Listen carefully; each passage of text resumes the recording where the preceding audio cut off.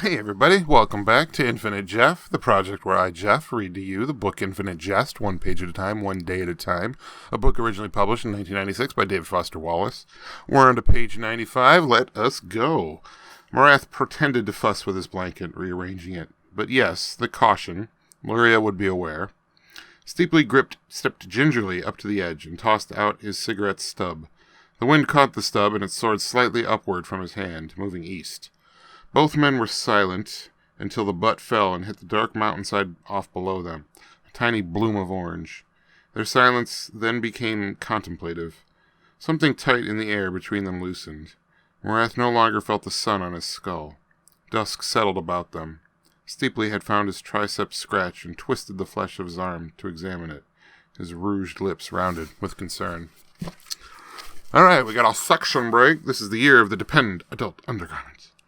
Tuesday, 3rd of November, Enfield Tennis Academy, AM drills, shower, eat, class, lab, class, eat, prescriptive grammar exam, lab/class, conditioning run, PM drills, play challenge match, upper body circuits in weight room, sauna, shower, slump to locker room floor with other players.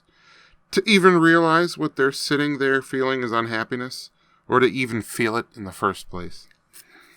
1,640 hours. The ComAd building's male's locker room is full of clean upperclassmen in towels after PM matches, the players' hair wet-combed and shining with barbicide.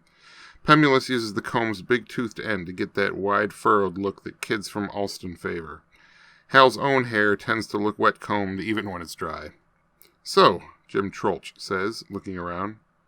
So what do you think? Pemulus lowers himself to the floor by the sinks, leading up against the cabinet where they keep all the disinfectants. He has this way of looking warily to either side of him before he says anything. Was there like a central point to all of that, Troeltsch? The exam was talking about the syntax of Tolstoy's sentence, not about real unhappy families, Hal says quietly. John Wayne, as do most Canadians, lifts one leg slightly to fart, like the fart was some kind of task, standing at his locker, waiting for his feet to get dry enough to put on socks. There is a silence. Shower heads dribble on tile. Steam hangs. Distant ghastly sounds from tea shatched over in one of the stalls off the showers. Everyone stares into the middle distance, stunned with fatigue. Michael Pemulus, who can stand about 10 seconds of communal silence tops, clears his throat deeply and sends a loogie up and back into the sink behind him.